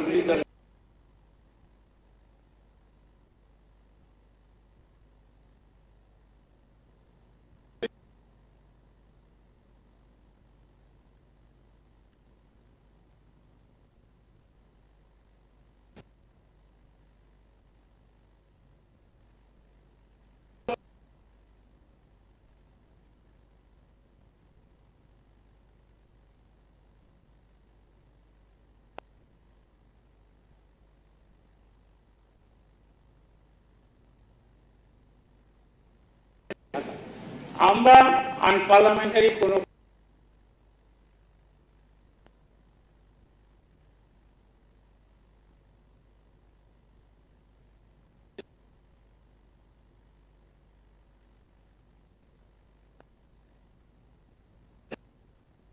আমরা মনে করি যে আপনার আজকে হচ্ছে, আমি আপনাকে বলি, আমার মাননীয় মুখ্যমন্ত্রী লিডার অফ দ্য হাউস, আমি ওনাকে বলবো পানিশমেন্ট হয়েছে।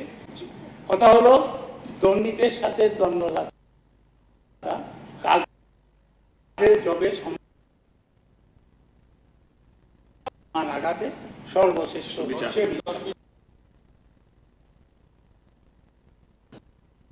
আপনি তো জানেন, ঠিক আছে, আপনি তো নাট্যকার, আপনাকে আমি বলছি মাননীয়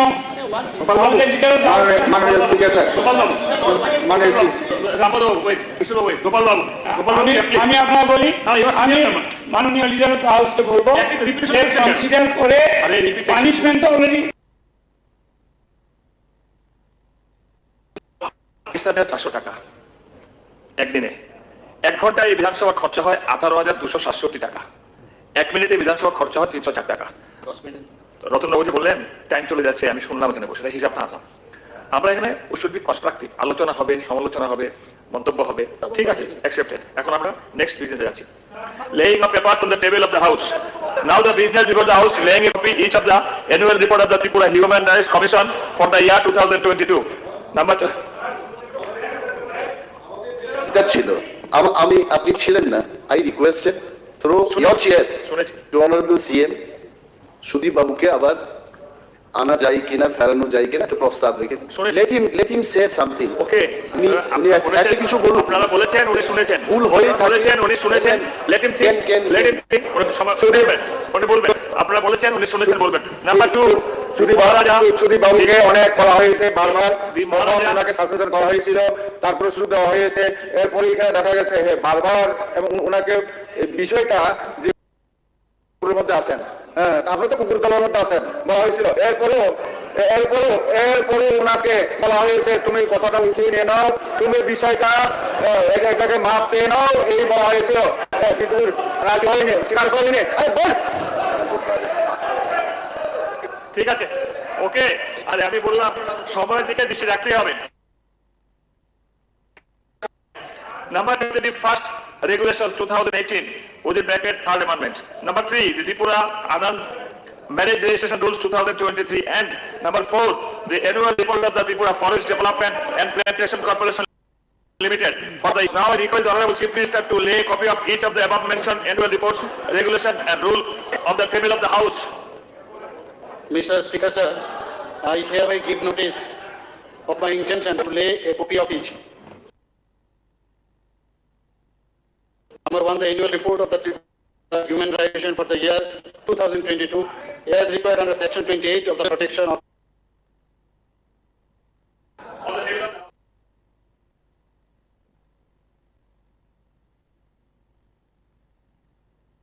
Amendment for Act number 6 of 2015. Number 3, Tripura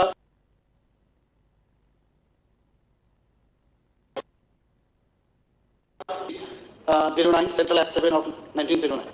Number 4, the 43rd and 44th annual reports of the Forest Development and Plantation Corporation Limited for the year 2018-19 and 2019-20 as per provision of Section 619A of the Companies Act 1957.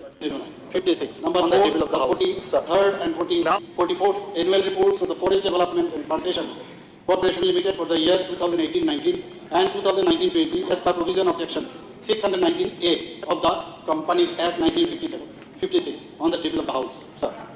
Now the business before the House, laying a copy each of the annual report of the Tripura Tourism Development Corporation Limited for the year 2015-16, 2016, 2017 and 2017 and 2018 on the table of mentioned annual reports on the table of the House.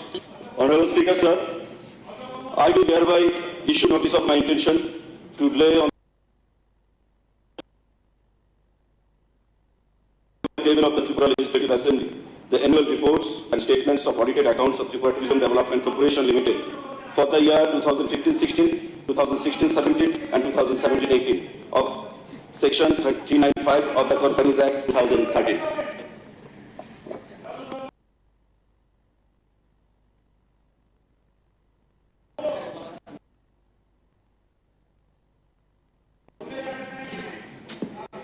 আমরা বলেছেন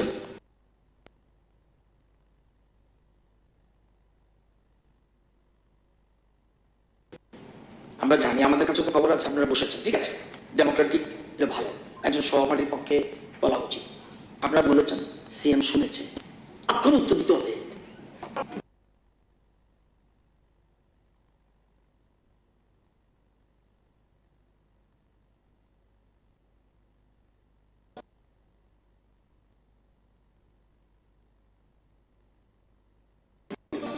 তাই কি দিত? Wait, yes, ঠিক। আর ওনাকে চিন্তা করতে দিন, একটা কথা বলেছে ও, দেখবেন, ঠিক, ওনাকে চিন্তা করতে দিন, ও দেখুন না, শুনে না, ঠিক আছে, ওকে, চিন্তা করেন। আরে ভাই ওয়েট, হ্যাঁ,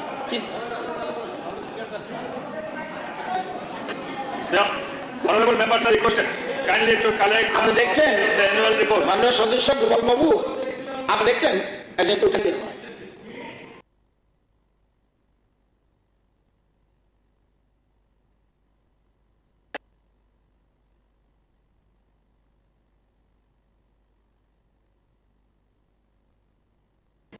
উঠুন না, এই যে করবেন না, লোক সহজ।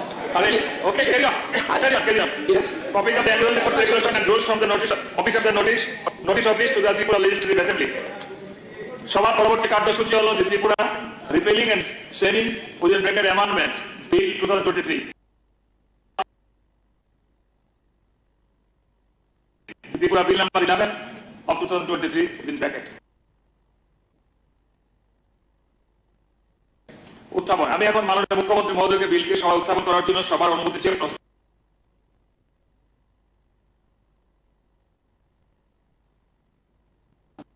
অনুরোধ করছি। Mr. Speaker, sir, I hereby give notice of my intention for leave to introduce the Tripura Repealing and Saving Amendment Bill 2023, the Tripura Bill number 11 of 2023 on the table of the House. এখন Tripura bill number 11 of 2023 এই সভায় উত্থাপন করার অনুমতি দেওয়া হোক। যারা প্রস্তাবের পক্ষে আছেন তারা বলবেন, যারা প্রস্তাবের বিপক্ষে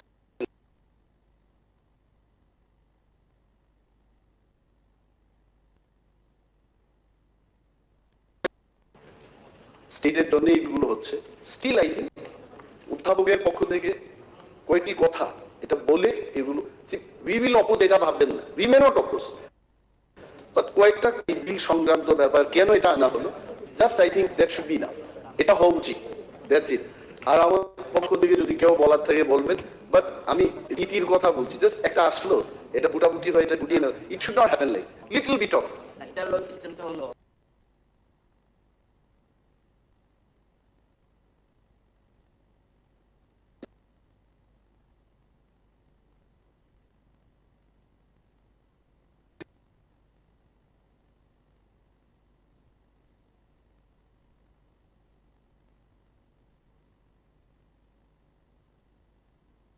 জমা দিয়েছেন, স্টেটমেন্ট অবজেকশন রিজার্ভ কেন এনেছি, অলরেডি মেনশন দেন।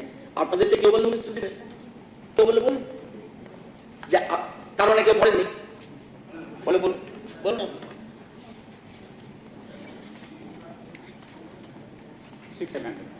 এটার উপর আমি একটু দেখেছি, এখানে অ্যামেন্ডমেন্ট আপনারা আনতেই পারেন for the interest of the people, কিন্তু আমি এই প্রশ্নগুলি করছি। এখানে contradictory to the direct tax কিছু আছে।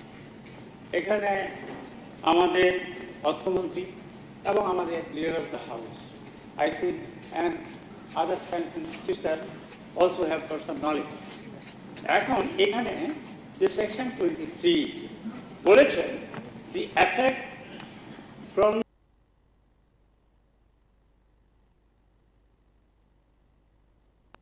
First day of July 2017 amendment আজকে আছে, পাস হবে আজকে। এখানে সুপ্রিম কোর্ট বলে দিয়েছে যে any direct tax, it may be GST, well tax,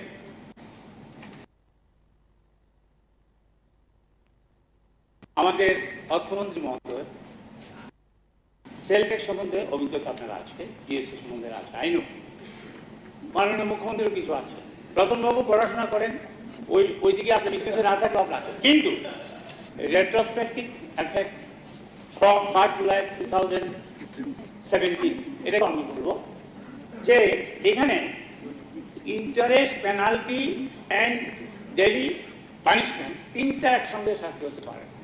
কারণ এখানেও সুপ্রিম কোর্টের বাড়ি আছে, গুয়াহাটি হাইকোর্ট যখন আমরা স্টেটে ছিলাম তখনও ছিল।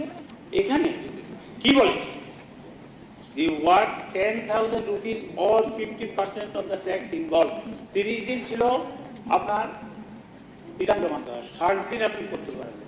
করলে আপনাকে কি করতে হবে, প্রতিদিন ডিলের জন্য 30 দিনের পরে 100 টাকা করে দিতে হবে, ইন্টারেস্ট দিতে হবে।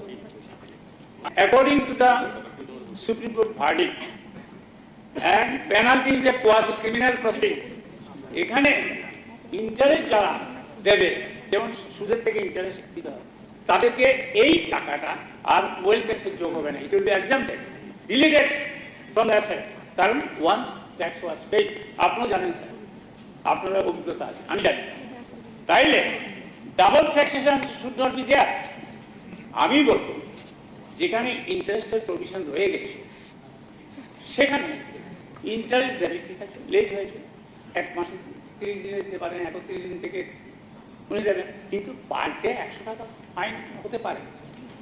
Sir, second statement of objects and reasons একটু পাওয়ার তাদেরকে দেওয়ার জন্য বলেছে। এখানে ক্লজ 21 এ বলেছে যে the bill seek to amend subsection 1 of section 132। কি বলেছে, the Tripura goods and service tax act so as to discriminative offenses। Offence বলতে কিন্তু স্যার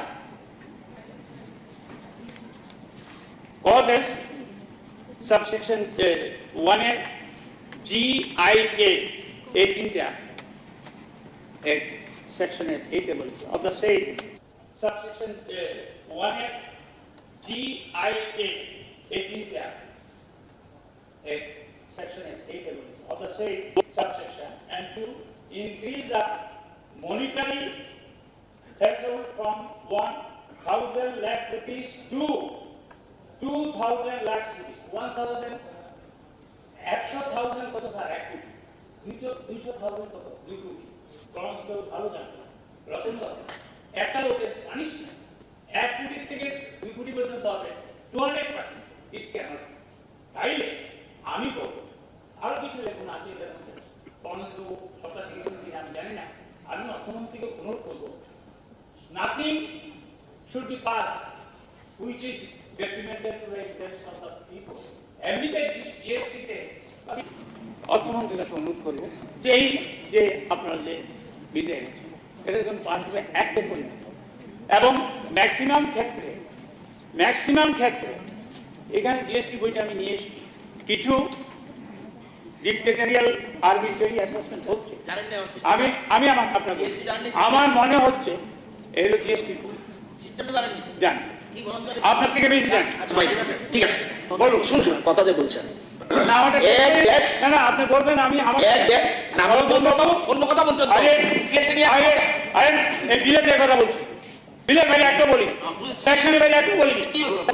আমি বলছি যেহেতু একটা public money involve, we are of the people, for the people, by the people, এটা select কমিটিতে পাঠিয়ে কিছু প্লাস মাইনাস করলে কোনো অপরাধ নেই স্যার। কেন একটা লোককে যদি আপনি 2 কোটি টাকা পেনাল্টি করেন, সে তো কোথা থেকে দেবে, হয়তো এখানে প্রোভাইডেড সে যদি অসুস্থ থাকে, 1 বছর বাইরে থাকে, সে তো কোথা থেকে দেবে, হয়তো এখানে প্রোভাইডেড সে যদি অসুস্থ থাকে, 1 বছর বাইরে থাকে, তাইলে তাকে কি করতে হবে, প্রতিদিন 100 টাকা 2 কোটি টাকা পেনাল্টি, ইন্টারেস্ট এন্ড পেনাল্টি বোস সুতরাং এটা তোমার জানা, উনি ট্যাক্স পে। আমার বক্তব্য এটা পাস করার আগে please it may be send to the select committee. প্রথম তো গান ও গম্ভীর উচ্চ মার্গের লোক, আপনি পড়াশোনা করে এখান থেকে যখন আমাদের নিয়ে চিন্তা করতেন তখন দেখি, এখন আপনি সন্ন্যাসী হয়ে গেছে।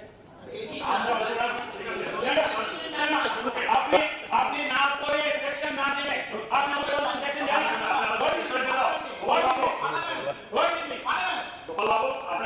আমার বক্তব্য হলো it should go to the select committee without going to people should not be harassed, businessmen যদি harassment হয় সে টাকাটা পাবলিক থেকে তুলবে, জিনিসপত্রের দাম আকাশ। সুতরাং এই ধরনের ইনকমপ্লিট স্টেটমেন্টের ইন্টারেস্ট বিল পাস না করে সিলেক্ট করতে পারার জন্য আমি অর্থমন্ত্রীকে অনুরোধ করছি সিলেক্ট হাউস করুন। ঠিক আছে। সেটা এরকম কোনো রাজ্যের জন্য সেপারেট নয়। এটা উনি অর্থমন্ত্রী আগামী মেম্বার পার্লামেন্ট ইলেকশন আছে, পার্লামেন্টে ডিসকাসের স্কোপ আছে। যখন সারা ভারতবর্ষে যত অর্থমন্ত্রী আছে তারা এখানে মিটিং বসে। প্লিজ প্লিজ ভাই ঠিক আছে। আরে ভাই এখানে তবে না অন্য বিল বলেন। আচ্ছা আমরা একটা বিল প্লিজ প্লিজ ভাই ঠিক আছে। আরে ভাই এখানে চলে না অন্য বিল বলেন। আচ্ছা আমরা একটা বিল আমরা তো নির্দিষ্ট বিল সেট করে দাও আর আমরা বিল বুঝে যাবে এই বিল কোনোদিন সেট করে অর্থাৎ রাজ্যের দেশ অর্থমন্ত্রীদের একটা বিল আপনি মিসলেট করবেন না। আপনারা যদি বলেন এটা করতে পারেন, এটা অর্থ নাই তো হাসবে লোকে হাসবে। ভারতবর্ষে একটা জায়গা যদি জিএসটি বিল সেট করে একটা দেখাতে পারে একটা, কারণ আপনি ভুল তথ্য তো এখানে পাস করাতে পারেন। আমি তো সেকশন নিয়ে এই সেকশন সুবিধা নেই। আর কে বলেছে না this is particular state goods and service tax system central tax না, এটা কম্পারেটিভ জুডিকশন। বিরোধী দলের সদস্য বিজয় বাবু আমি তো সভাপতি না, আমি অনুরোধ করব এই যে সামনে যে লোকসভা নির্বাচন হয়েছে উনি ওখানে ওনাকে প্লেস করুন। ঠিক এখানে অ্যাসেম্বলিতে কোথাও জিএসটি নিয়ে ডিসকাস করব কেউ করে না।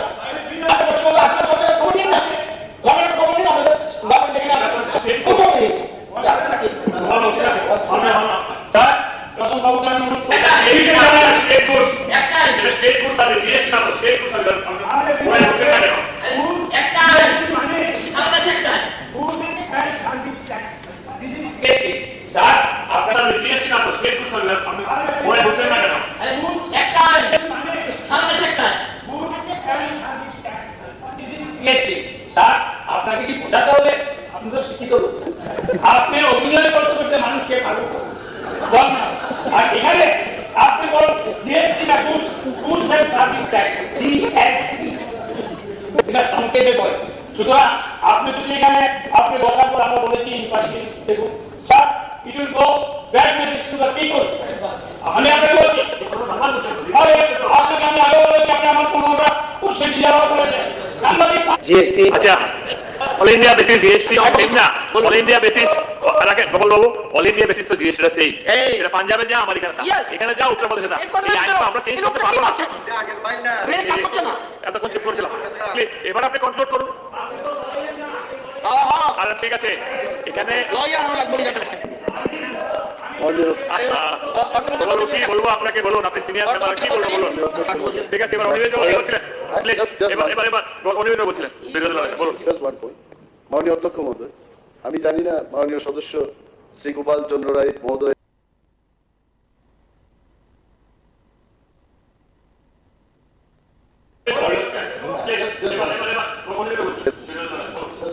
to him also and to our পরিষদীয় বিষয়ক মন্ত্রীর বক্তব্য শুনছি। I also understand, আমি কিন্তু ট্যাক্স এর লোক না, we don't pay tax. And to our পরিষদীয় বিষয়ক মন্ত্রীর বক্তব্য শুনছি।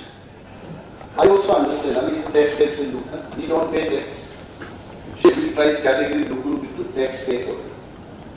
And that is why এটার বিষয়ে নিয়ে চর্চাও তেমন বেশি করি। But when the GST issue came in the country, as a politician যতটুকু করার আমি বলেছি সারা দেশে কিন্তু এক ধরনের এক দেশ এক ধরনের tax, that is the theme of bill call GST. এখন পরিষদীয় বিষয়ক মন্ত্রী বলছিলেন যেহেতু একটা দেশের মধ্যে একটাই আইন হবে এইটার বিষয়ে চর্চা বিধানসভাতে কোনো সুযোগ নেই। আমার একটা এখানে অবজারভেশন, এটা তো অ্যামেন্ডমেন্ট এনেছে, বাই চান্স যদি ওইটাকে ফলো করে এনিথিং ইউ আর টেকিং দেশের পার্লামেন্টে একটা আইন হয় এবং সেই আইনকে ফলো করে আবার ত্রিপুরা লেজিসলেটিভ অ্যাসেম্বলিতে একটা আইন আমরা করি, ওই আইনের উপর ভিত্তি করে আবার একটা রুলস তৈরি হয়। Normally this is the system. আপনি সেটা ফলো করবেন কিনা it depends on the state government. যদি কিছু ওই বিলের মধ্যে যদি কিছু ভুল এসে থাকে where it should be said, কোথায় যাবে ওইটা আমরা পার্লামেন্টে দেখুন প্রথম যখন আইনটা পাস হয়েছে এরপর 6 ধরনের এইখানে যত বার আসবে এখানে এরা কিন্তু বারবার ভুল হচ্ছে যখন যেটা ভুল দেখছে পাস করে দিচ্ছে যখন ভুল করছে অ্যামেন্ড করছে যখন ভুল করছে অ্যামেন্ড করছে এখানে উনি যেটা বলছে এখানে করতে হবে এখানে করার সুবিধা আমি চাই কি কথা আমি খুশির জন্য শুধু গোপালবাবু খুশির জন্য যদি সেটা করে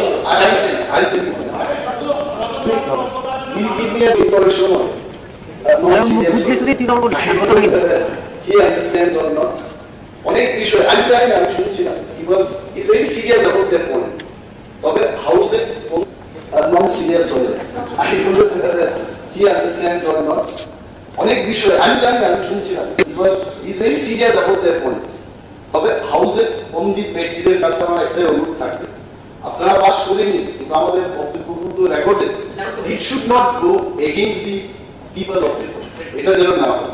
আর গত বিধানসভায় দেখেছি এডুকেশনের উপর এমনই আমরা একটা আলোচনা চেয়েছিলাম, তখন কিন্তু আলোচনা না করি আমরা সবাই ভাবতে এসেছিলাম বিধানসভায় টুক টুক টুক করে এটা পাস করি এদের না হয় এইরকম যেন না, because we are also not against this thing.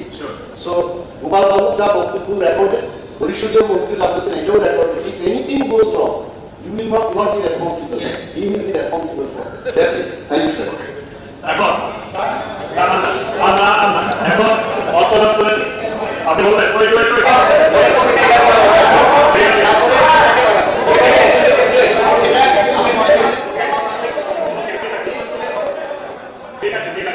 এখন অর্থ দপ্তরের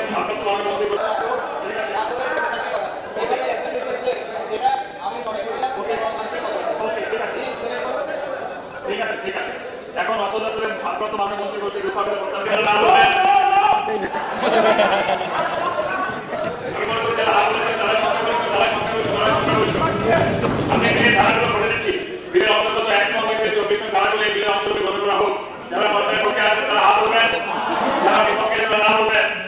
আমি মনে করি যারা আমাদের তারা সংখ্যাগরিষ্ঠ তারা সংখ্যাগরিষ্ঠ তারা সংখ্যাগরিষ্ঠ আমাদের বিলের অংশরূপে সভাপতি গৃহীত হইল। এখন বিলের শিরোনামকে বিলের একটা অংশরূপে পরিণত করার জন্য বলে করি আমি মনে করি যারা আমাদের তারা সংখ্যাগরিষ্ঠ তারা সংখ্যাগরিষ্ঠ তারা সংখ্যাগরিষ্ঠ আমাদের বিলের ধারাগুলি বিলের অংশরূপে সভাপতি গৃহীত হইল। এখন বিলের শিরোনামটি বিলের একটা অংশরূপে গণ্য করার জন্য বলে দিচ্ছি বিলের শিরোনামটি বিলের অংশরূপে গণ্য করা হোক। যারা কথায় পক্ষে না বলবেন যারা বিপক্ষে না বলবেন আমি মনে করি যারা হাত হয়েছেন তারা সংখ্যাগরিষ্ঠ তারা সংখ্যাগরিষ্ঠ তারা সংখ্যাগরিষ্ঠ অতএব বিলের শিরোনামটি গৃহীত হইল। এখন সবার কার্যসূচি হলো Tripura state goods and service tax 6th amendment bill 2023 Tripura bill number 9 of 2023 pass করার জন্য প্রস্তাব উত্থাপন। আমি অর্থ দপ্তরের ভারপ্রাপ্ত মাননীয় মন্ত্রীকে অনুরোধ করছি প্রস্তাব উত্থাপন করার জন্য। মাননীয় মন্ত্রী বলবেন Tripura state goods and service হলো Tripura state goods and service এখন আমি অর্থ দপ্তরের ভারপ্রাপ্ত মাননীয় মন্ত্রী মহোদয় কর্তৃক উত্থাপিত প্রস্তাব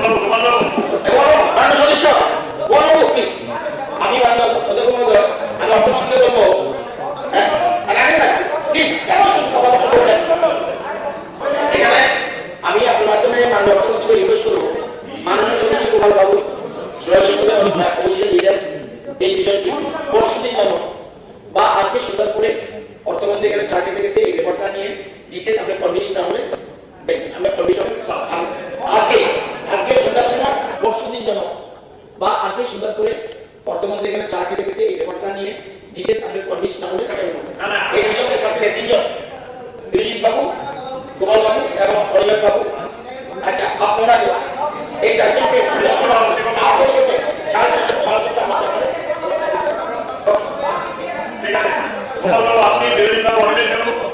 আপনি আমাদের মাননীয় অর্থমন্ত্রী প্রাণজিৎ বাবু রুমে গিয়ে বিষয় আলোচনা করবেন। তাইলে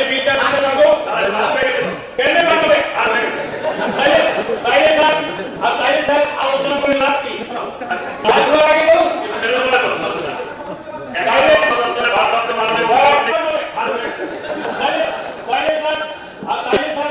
করে লাভ কি ভারপ্রাপ্ত মাননীয় কর্তৃক উত্থাপিত প্রস্তাবটি বলে দিচ্ছি Tripura state goods and service tax within brackets 6th amendment bill 2023 Tripura bill number 9 2023 pass করা হোক। যারা এই প্রস্তাবের পক্ষে আছেন তারা হা বলবেন, যারা এই প্রস্তাবের বিপক্ষে না বলবেন আমি যারা হা বলবেন তারা সংখ্যাগরিষ্ঠ তারা সংখ্যাগরিষ্ঠ তারা সংখ্যাগরিষ্ঠ অতএব মানুষের বিদ্যুৎ সভা বিভিন্ন আলোচনা আমাদের সেটাই শুরু করবেন না, আমি যেটা বলছি এখন তো আমরা চলে যাবো তারপরে আছে তাই আপনারা নাম প্রিপেয়ার করে রাখবেন জাস্ট আমরা স্টার্টিং সেকেন্ড সেশন নাম দিয়ে দেবেন আপনারা নাম দেবেন ভালো থেকে আপনার নাম দেবেন এই সভা বেলা একটা 5 মিনিট পর্যন্ত দুইটা 5 মিনিট পর্যন্ত বক্তব্য দেবেন